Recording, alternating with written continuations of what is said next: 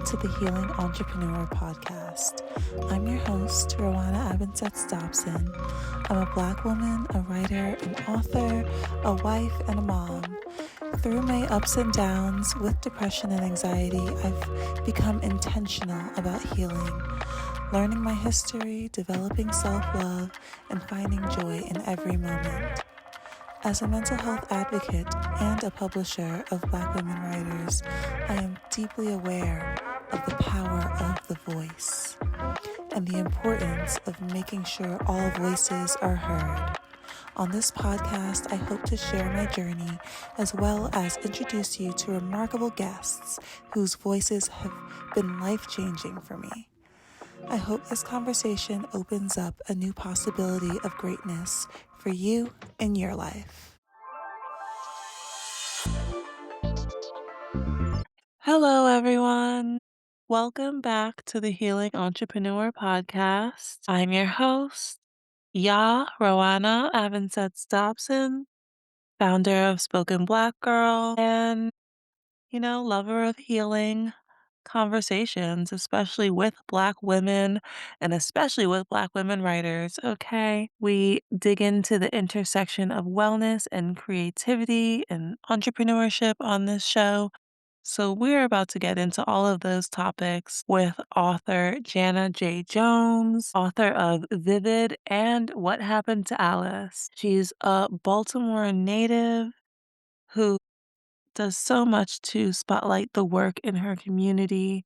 She's the founder of the Anansi Project, a creative writing program to uplift youth voices. So, yeah, I cannot wait to get into this conversation and hopefully it inspires you on your author journey because Jana has always been super supportive of me on my journey. I remember that we had both of our debuts coming out at the same time. So we've been locked in since then, and I can't wait to welcome her to the show. Hey, everyone. So, as promised, we are here with Jana J. Jones, author of Vivid and What Happened to Alice. And we are going to dive right in. First, let Jana introduce herself and say hello to the people. Hello, Jana. Hello, people. Hello. I'm so honored to be here. Oh my gosh, it's an honor just to be able to talk with Rowana and her audience and for you all to get to know me. I feel like, in a way, I'm reintroducing myself, which is a good thing. So, for folks who, may have slipped through the cracks, or I have slipped through the Let cracks, them know. Tell 'em. they can say, "Hey, check out this Jana Jones chick. She's not that bad." So definitely, I'm a Baltimore native. I'm Yeah. currently living in Atlanta, Georgia. I self-published my debut adult fiction novel, Vivid, which was inspired by my childhood in Baltimore City. It told the story of a family who migrated up to Baltimore from North Carolina. For those who don't know, there was a study conducted in the early 90s, even though this actually was an issue that had been going on in previous decades. But in the early 90s, there was something called the Baltimore Lead Paint Study, where low income children were exposed to high levels of lead that impaired their cognitive development. So my story touches on that. It's inspired by that. And we follow this family as they go from starting a new life to encountering something that they hadn't even envisioned in their wildest dreams.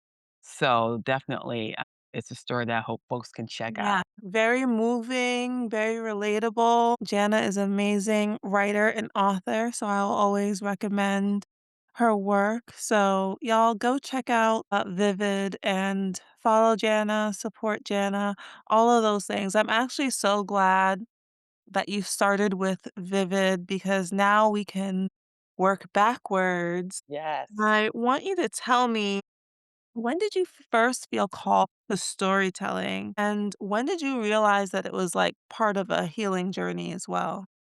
Definitely. So I've always enjoyed storytelling. I was the only child for about 13 years, so it was just myself and my imagination. I actually had an imaginary friend. I was a part of imaginary friend crew. So storytelling Normalize and imaginary friends, okay? listen, Just creative. imaginary already tapping into it, but just my imagination really kinda kept me company, and I let my thoughts just roam, just the possibilities. I was an avid reader because my mom was an avid reader, so I definitely inherited that from her, her love of books and her love of writing and her love of storytelling, actually. My mom's a wonderful storyteller, and just I would see things. I was a people watcher, which I inherited from my grandmother, just watching people and just kinda coming up with stories about, "Okay, where are they going? I see them in their car. Where are they headed to next?" And my mind would just roam. I wrote for the paper when I was, going through school, so middle school, high school, I wrote for the paper, I wrote for the paper in college. So telling stories and putting my thoughts down in writing was definitely something that wasn't new to me. It was always a calling. Even on the professional side, I did writing, but it was more like professional, like business writing. But definitely, I knew it was a part of my journey to be an author and to tell stories. In terms of my first novel, and I tell people this, and I've said this before in other interviews, that story got to the point where it almost kinda haunted me. It stalked me around as if you see, like, the ghost of Christmas Past, and you see those ghosts kinda following a person around. That's really how vivid did me because I had the idea, I had the thought back in, like, 2009, but, life is lifing, life be lifing, and just I didn't have the time. So, in 2014, I just sat down. I was living in Los Angeles at the time, and I was just committed, "I'm gonna get this story down," and funny enough, it's so funny, while I was going through the editing process, I checked the my manuscript for the first vivid draft, and I actually started it on my birthday. Okay, I saw it, I'm like, "What's the odds?" I didn't even think about that until You I must I have been was feeling inspired. I don't know, I was just going through the properties, and I just checked it. I said, "When did I start this exactly?" And I see my birthday, I'm like, "Oh, okay, that's a sign." Beautiful. So, definitely, and just to kinda answer the question as far as the healing journey, I believe writing is my ministry. I know that I've been healed by the books that I've read Mhm. along the way, and I see my work as a continuation of that, definitely. So, your words are your ministry, I feel, as authors. Our words are our ministry. No different from a singer, no different from a painter, or however else. This is our ministry in terms of how we reach people wherever they are, and we bring them to a place where they feel empowered to be the best that they can be, whomever that is. So it's all a part of that. It's all connected. Yes, I definitely agree. And, the more that we lean into that and being like, yes, writing is my ministry. I love the way that you put that. And to me, like every time I put things in my life in terms of like, how can I use my writing to convey this message or, you know, amplify my impact or, like, share my ideas, it always comes out, like, better for me, you have to know your style because, some people, they can, like, set up a video, like, right now and just give you a whole speech on American history or whatever. Me, I have to write it down, okay? For sure. I'm the same way. You kinda touched on this, but were there any moments in your life that shaped the themes of your writing? Um, and or that you return to in your writing? Oh my gosh. I had a very, very colorful childhood. Um, you can interpret colorful however you wanna interpret it. It was just a lot going on. So, in some respects, you can kind of categorize that as trauma, which it was, but it set the foundation for, okay, who do I want to be? What Mhm. what kind of woman do I want to be? Even as a young child, I always kinda saw myself as a strong individual. I saw myself as capable, and, in certain families, and I don't know if your family is like mine in this respect, but children really did not have a voice. Mm. We were kind of in the background, people made decisions for us, there wasn't much in terms of fostering autonomy and creating that person I and think that's pretty common, unfortunately. yeah. So being a child who was very much aware of her own voice even at a young age, I still had to kinda taper that down because of, the context that I was in, just the environment Mhm. that I was in, which also really fed into my storytelling because I felt like I was able to really have my voice in my writing before Yeah. I may have had it in actuality in real life. I spoke through Mm. my words growing up, and that really it was a safe haven for me, just so I can kinda get my thoughts out. You're as you're growing up, and for me, I grew up in a working class home, a working class family, so it was very much about work and church and school for me as a young person, Mhm. and that was kind of it. Mhm. So, my desire to kind of explore and learn about different authors and learn just about anything, I had to really go out there and be intentional about it because it it would not have happened in other ways on just to be honest. Thank you So for speaking that truth yeah. because I think that's a huge part of, like, the creative journey is when you realize, "Hey, I need to be nourished in this way, that way." Yes, Sometimes the family that you come from isn't the place where you get that nourishment, and you have to go seek it out. very much So very much and so. sometimes changing the environment when you're young, when you're a kid, you can't do much, but Mhm. then once you get to be an adult, you're like, "Hey, I get Right. to be the author of this story, alright?" Exactly, it's like, "I'm the captain of this ship now." Take That's what me I there. care about. So to go back, I had to be intentional about creating the life and just creating the knowledge base, if I could say that of what I wanted to have. So I poured myself into reading. I read any and everything.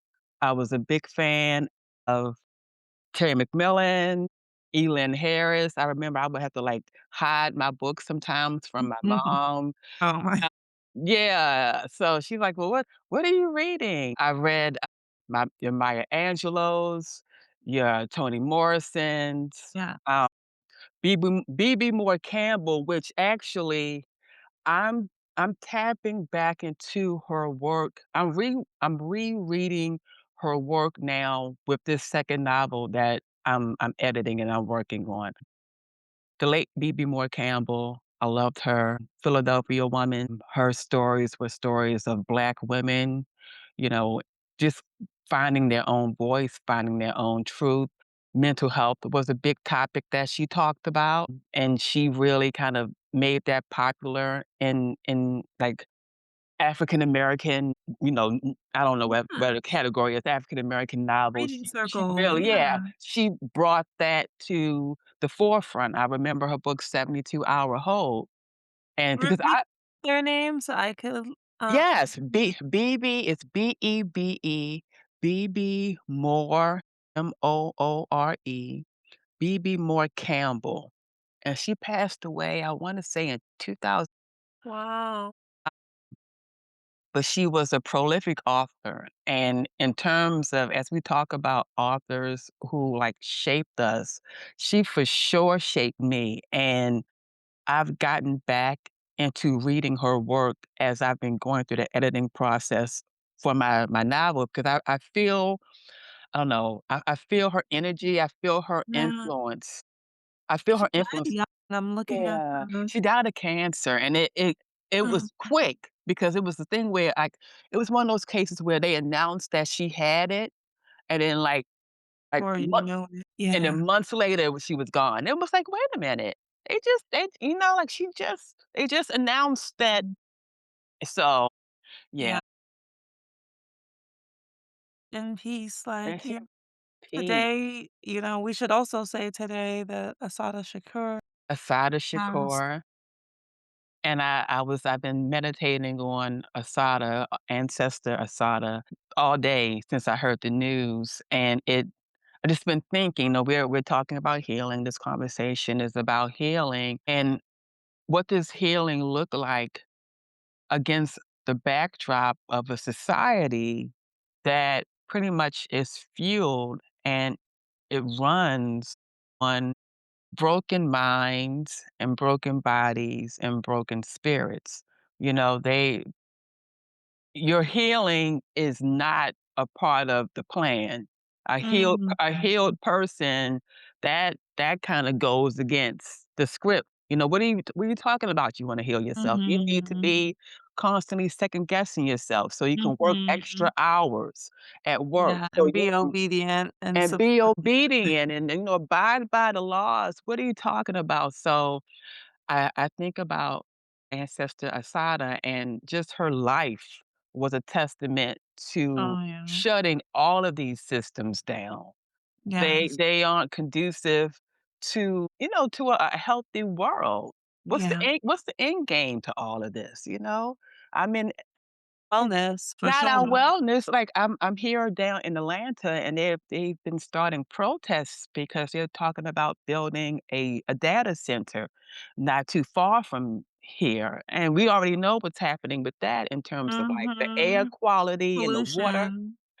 and it's Yes. like, and we have to heal surrounded by Mhm. this, so it's Yes. a lot. It's a lot.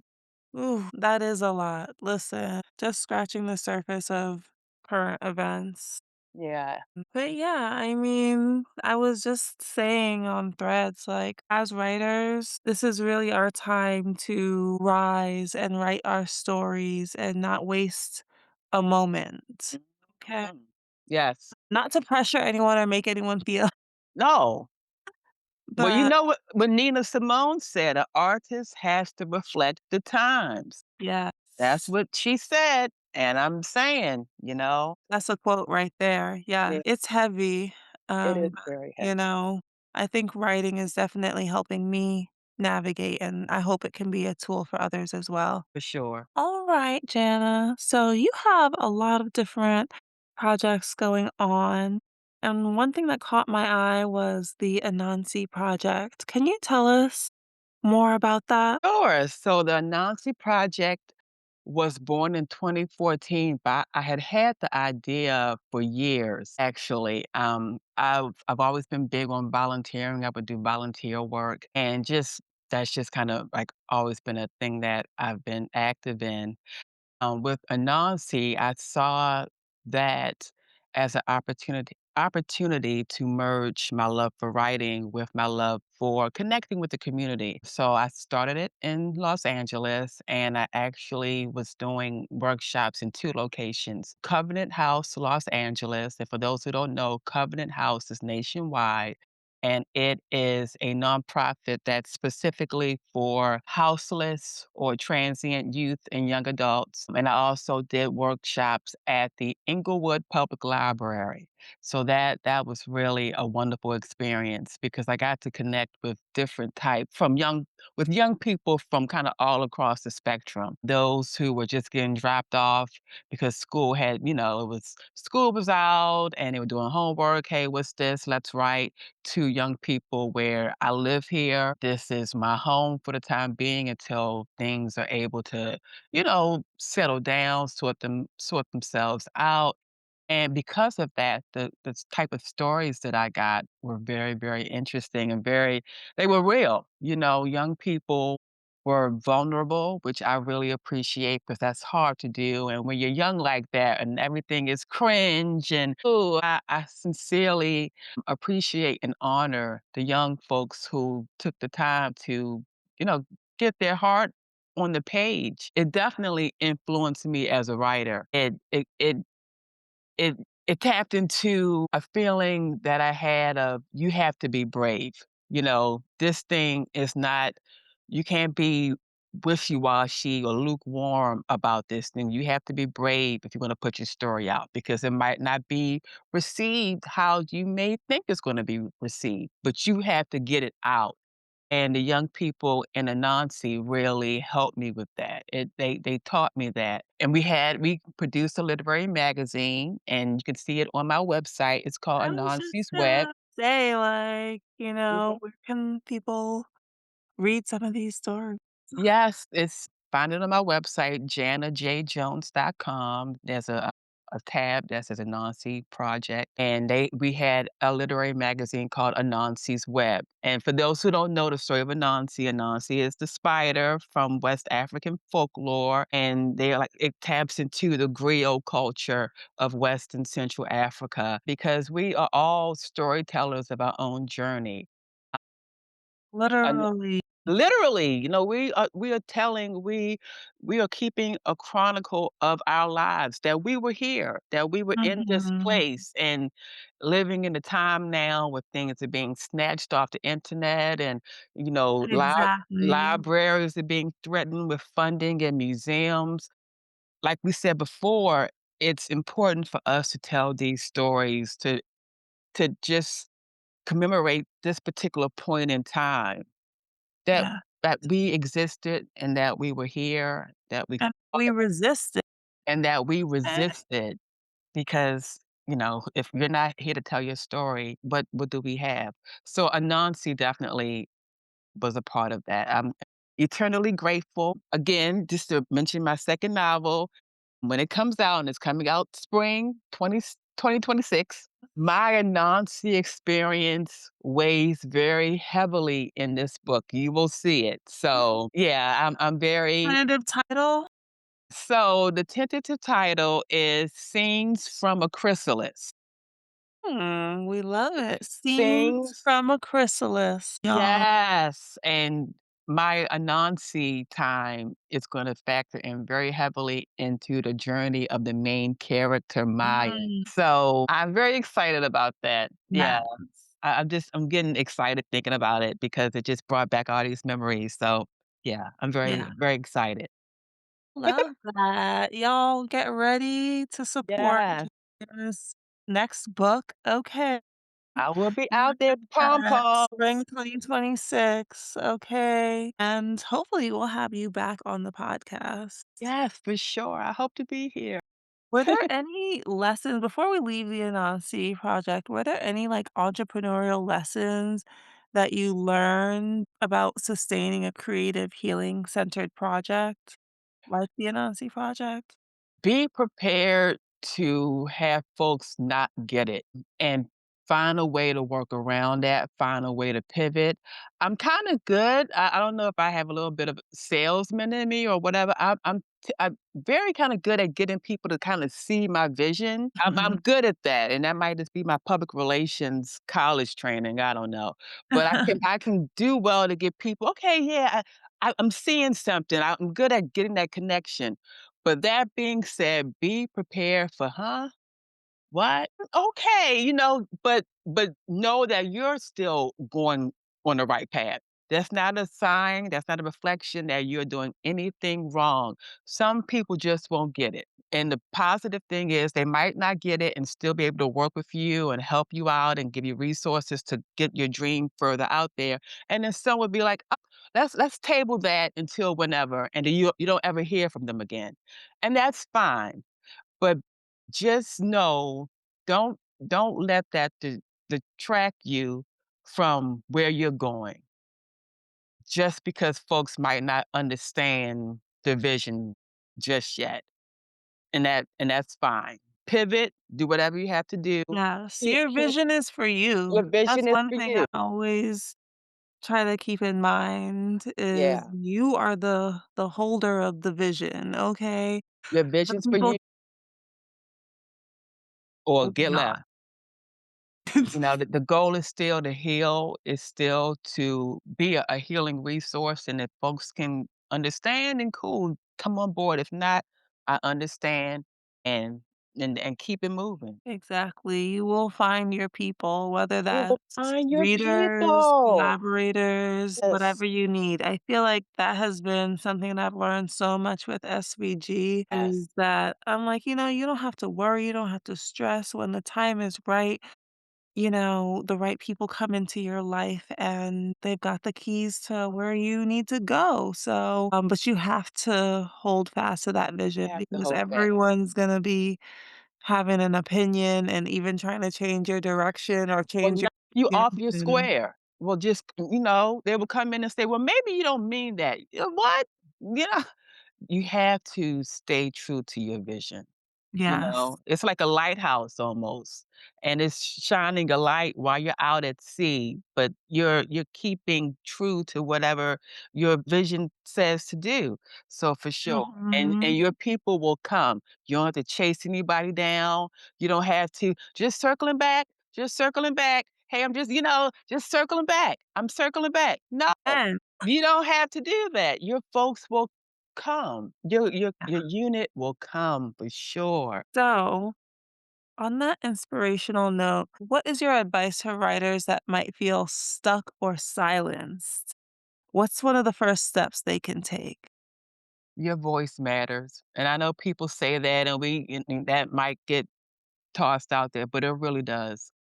I remember in Clubhouse days, which, Clubhouse is what it is now, but Clubhouse was the foundation of me building my writing community, and I always remember I was in a room and they would tell us it can be a common story. You could be telling the story of Jack and the Beanstalk, which we all know.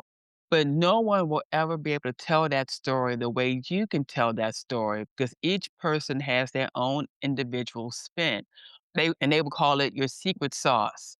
Everyone has their secret sauce on how they present a story. So don't feel like, well, this time has passed or this story has been told. Not the way you want to tell it, because you haven't told it yet. And at this point, Exactly. you're robbing the world of this story being told by you because you think, "Oh, well, they already know." No. So get it out there. I can't tell you, like, look through, Netflix and all these platforms. Hello? So many of the same, like, storyline regurgitated, but, I think our challenge as writers is, like, Mhm, to kind of take ideas and flip them on their head and use mhm. your specific viewpoint to Exactly, make it different. So it's like, believe that you do have a viewpoint and it's not, what everyone's seeing, and there is some benefit of seeing the world your way, like, or through a different lens. exactly, Um, exactly.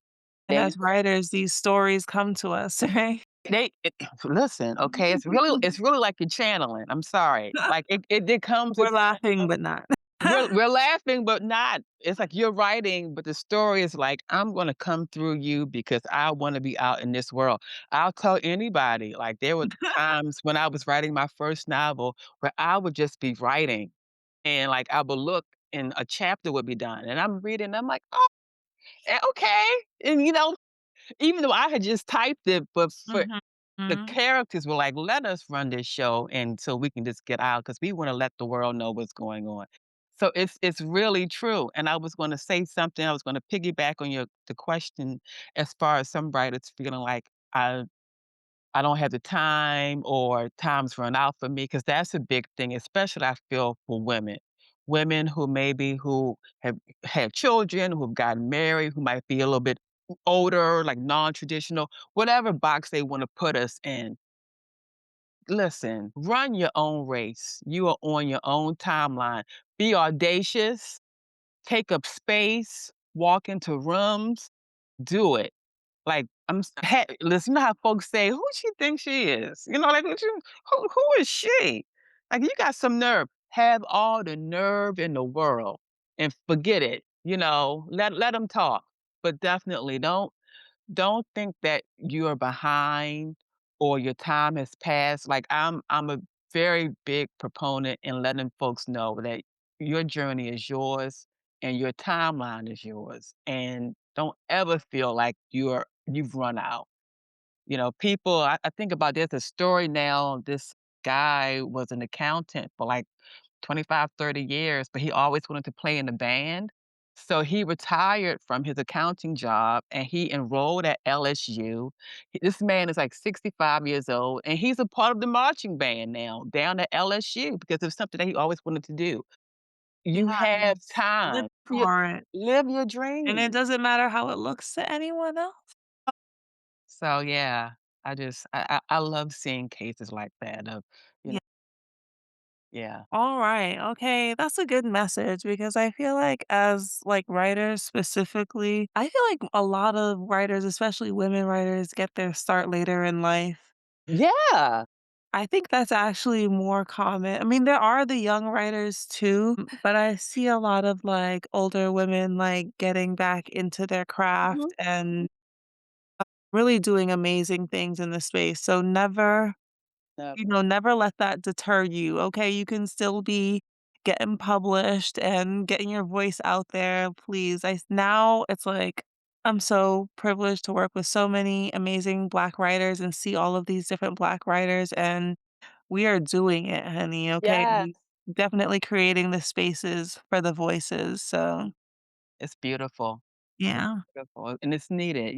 I feel like it's like a quilt almost, a tapestry. Everybody has their piece of fabric that they contribute to the greater, bigger, you know, project, and it's beautiful? It's a beautiful Yes, thing. I agree, and did I tell everyone that Jana J. Jones, will be editing for Spoken Black Girl Yeah. and Spoken Black Girl Beauty? Alright. So, yeah, so we are so excited to have Jana Jones as an editor for issue 6 Beauty. I'm so honored. Yes, looking every inch of beautiful, so we're happy to have you. And I think one thing that I really want this issue to do is to just inspire people and give some people something beautiful to read and look at and, just feel that beauty from the inside out. And I feel like that's something that writing and literature can do. It can make you just feel things Yeah. inside that can just radiate out. I was just reading Bell Hooks. Sisters of the Yam is the SBG book club pick for September, and her birthday was yesterday. And she was talking about how, the one of the single most powerful things that we can do to empower Black women and girls and make us, really see and believe in our beauty is to create imagery and to create that representation, as much as possible, going against all of the white supremacist Yeah. imagery. Yes. Even when we see Black women in media, sometimes it's like there's colorism at play, there's texturism at play, and I really want to continue to nurture Spoken Black Girl as a space where Black women really can feel seen, all of us. And I love all the shades and all the different because I feel like we need to just when I see, like, our community struggling so much with, like, we're still doing the colorism, we're still doing, like, the men versus women, Mhm. and there's history, and I get that, but I'm just like, "Y'all, it feels like the world is burning outside. Can we please get some unity? Let's there." Please, get it together. I don't want any of these side conversations anymore. No. Uh, so anyway, that was a bit of a tangent, but No, you listen, I'm amening everything that you're saying, everything, because listen, the time is dire. Let's get rid of the silly stuff. And in terms of beauty, as Black women across the diaspora, having a healthy self-image, seeing yourself as beautiful can almost be viewed as an act of rebellion because white supremacy and that that imagery that's tied to that white supremacy, the opposite is the imagery that is portrayed of Black women, and all the stereotypes and and everything that comes with that. I don't even have to get into the details. We all know what's tied into that. So to see yourself as something that is beautiful, an image to uphold and to adore and to honor, it's almost like I am rebelling against everything that's been forced down our throats for generations. Again, across the diaspora, in the States, on the continent, in the Caribbean, everywhere. It's like we're getting the same imagery that we are supposed to look and behave a certain way, and it's not to be honored. And we're turning that on its head because we are very much a people that are beautiful, radiant, and folks know that because they're always taking our style and anything that we have. Next thing you see it on, the TV. I'm like, oh, okay, you been jacked out style, but we already know that we're the source, We and set the trends, we set the we trend. set the trends, they steal them.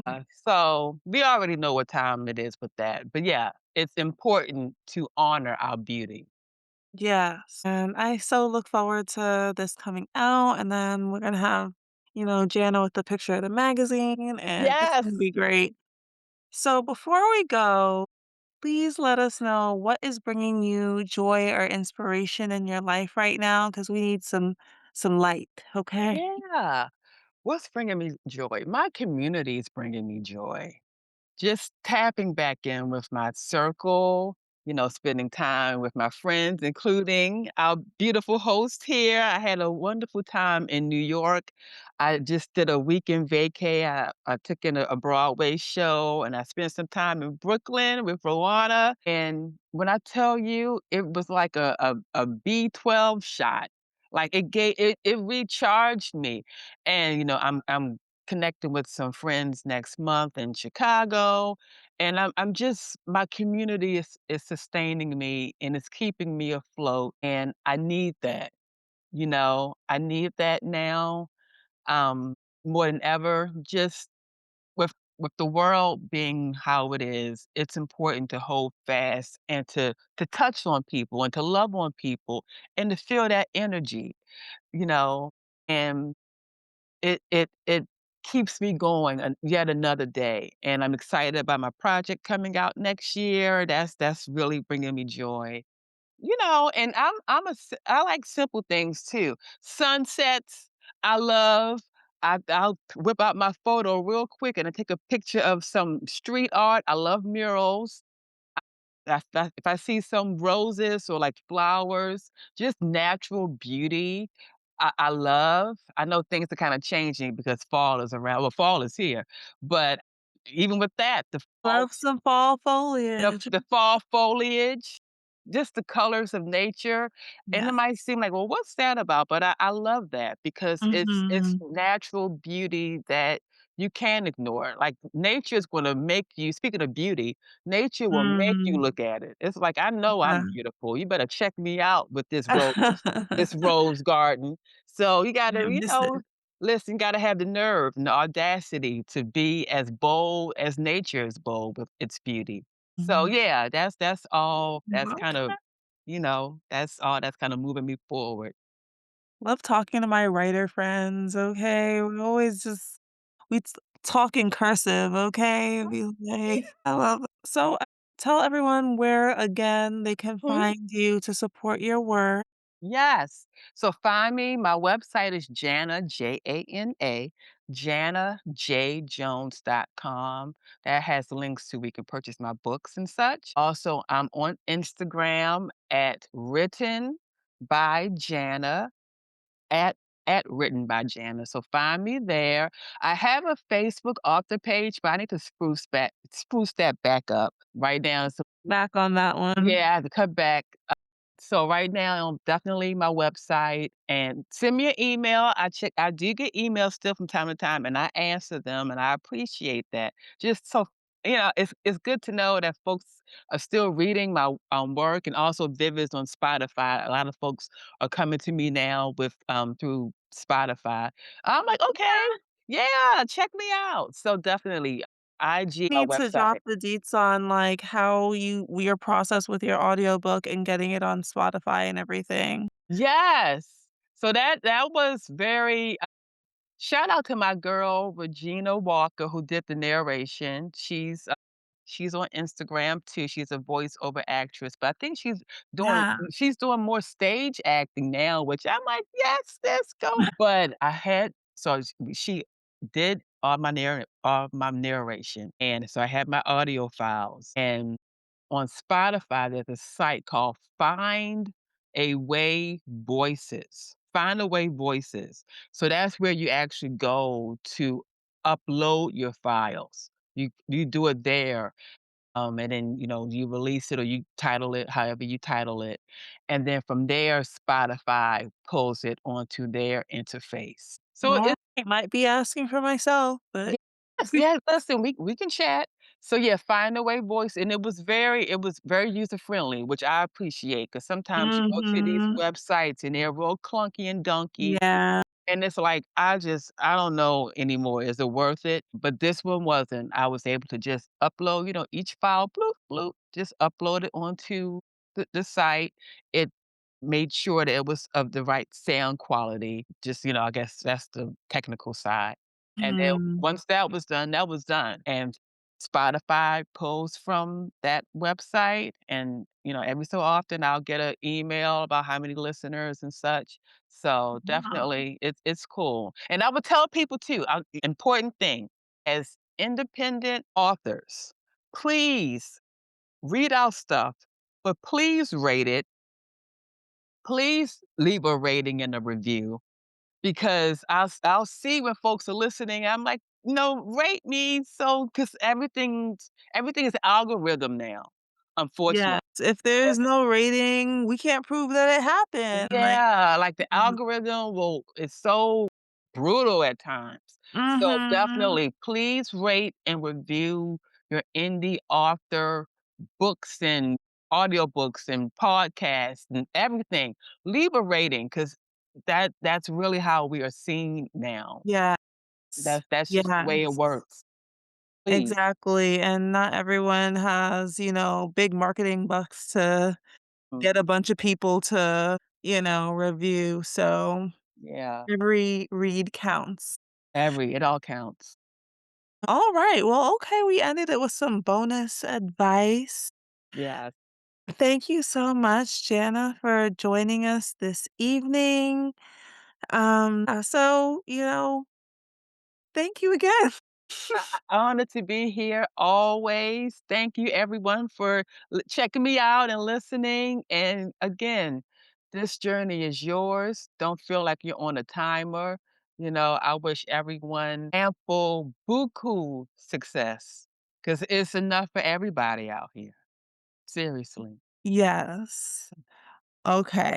Jana, thank you so much for joining us today and for sharing your wisdom, creativity, and heart.